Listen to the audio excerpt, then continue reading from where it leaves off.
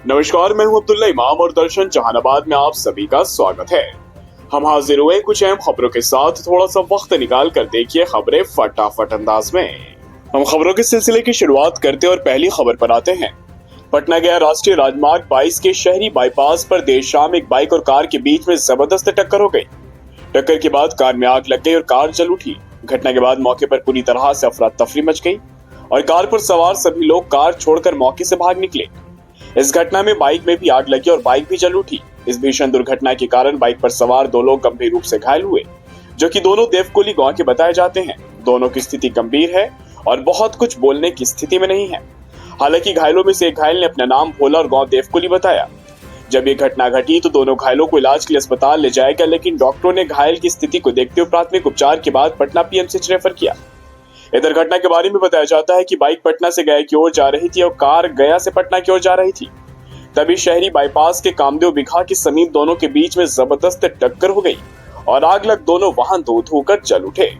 घटना की सूचना मिलने पर जहानाबाद एसडीपीओ राजीव कुमार सिंह भी दलबल के साथ घटनास्थल पर पहुंचे और हालात का जायजा लिया।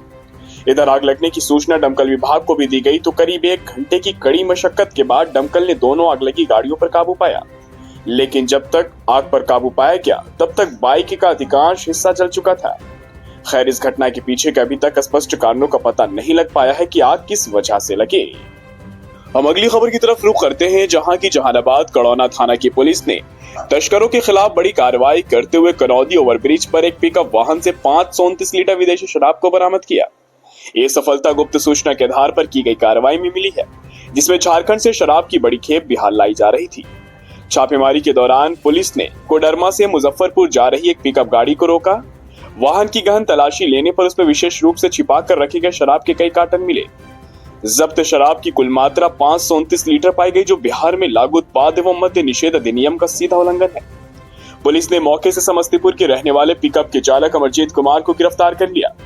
पूछताछ में आरोपी ने स्वीकार किया कि वह शराब कोडरमा से लौटकर मुजफ्फरपुर ले जा रहा था। प्रारंभिक जांच में ये संकेत मिले हैं कि इस तस्करी के पीछे एक संगठित गिरोह सक्रिय है। फिलहाल अब कड़ौना थाना पुलिस व उत्पाद विभाग इस गिरोह की पूरी श्रृंखला को चिन्हित करने में जुट गई है। पुलिस ये भी पता लगाने की कोशिश कर रही है कि इस अवैध खेप का मुख्य सप्लायर और गंतव्य डीलर कौन था। गौरतलब हो कि बिहार में पूर्ण रूप से शराबबंदी कानून लागू और इसके बावजूद राज्य में शराब की तस्करी की घटनाएं रुकने का थाम नहीं ले रही। हालांकि प्रशासन द्वारा लगातार छापेमारी कर अवैध कारोबारियों पर शिकंजा कसा जा रहा है। अधिकारियों ने भी स्पष्ट किया कि इस तरह की आपराधिक गतिविधियों में संलिप्त किसी भी व्यक्ति को बख्शा नहीं जाएगा। इस कार्रवाई से न केवल जहानाबाद जिला प्रशासन की तत्परता का परिणाम मिला है, बल्कि शराब माफियाओं के खिलाफ एक कड़ा संदेश भी गया है। हम अगली खबर के बारे में आपको बताते हैं, जहां की जहानाबाद में विश्व साइकिल दिवस के अवसर पर मंगलवार को जिला प्रशासन की ओर से एक भव्य साइकिल रैली का आयोजन किया गया। रैली की शुरुआत जिलाधिकारी आवास से हुई और कारगिल चौक तक निकाली गई। इस आयोजन में जिलाधिकारी अलंकिता पांडे, सिविल सर्जन, विभिन्न विभागों के अधिकारी, स्कूली बच्चों और बड़ी संख्या में युवा उत्साहपूर्वक शामिल हुए। इस रैली का मुख्य उद्देश्य मतदाता सूची में उन नागरिकों का नाम जोड़ना था जिनकी आयु 18 वर्ष या उससे अधिक हो चुकी है, लेकिन वे अब तक मतदाता सूची में शामिल नहीं हो सके हैं। इसके साथ ही लोगों को उनके मताधिकार के प्रति जागरूक करने का भी संदेश दिया गया। इस मौके पर जिलाधिकारी अलंकृता पांडे ने बताया कि साइकिल न केवल पर्यावरण के लिए लाभकारी है, बल्कि ये जन जागरूकता फैलाने का एक प्रभावशाली माध्यम भी बन सकती है। युवाओं को चाहिए कि वे स्वयं मतदाता बने और अपने आसपास के लोगों को भी इसके लिए प्रेरित करें। हम आखिरी खबर पर आते हैं और आखिरी खबर का जिक्र करते हैं।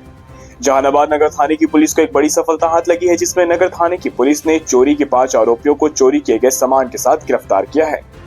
मामले को लेकर बताया जाता है कि बीते 19 मई को नगर थाना क्षेत्र के काको बस स्टैंड के समीप राजेश कुमार के घर पर चोरी हुई थी। उनकी दुकान एवं वर्कशॉप का सारा सामान चोर ले उड़े थे। इस संबंध में आवेदक द्वारा नगर थाने में प्राथमिकी दर्ज कराई गई थी, जिसमें कांड संख्या 315/85-25 में पुलिस ने तकनीकी अनुसंधान पर कार्रवाई करते हुए 5 लोगों को गिरफ्तार किया है।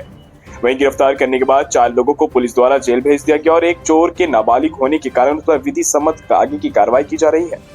इस मामले को लेकर जहानाबाद के अनुमंडल पुलिस पदाधिकारी राजीव कुमार सिंह ने मीडिया कर्मियों से बात की।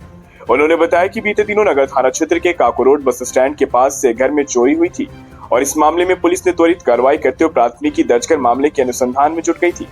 जांच पड़ताल करने के बाद तकनीकी अनुसंधान में हमने 5 चोर को गिरफ्तार किया, जिनमें 3 लोग धनगांवा के रहने वाले और एक व्यक्ति काको का रहने वाला है। फिलहाल सभी का आपराधिक इतिहास भी हमारे द्वारा खंगाला जा रहा है और चोरों की निशानदेही पर हमने चोरी किए गए सामान को भी बरामद कर लिया है। तो दोस्तों, ये थी जहानाबाद के दिन भर की कुछ अहम खबरें। खैर, फिलहाल के लिए बस इतना ही। मुझे दीजिए इजाजत।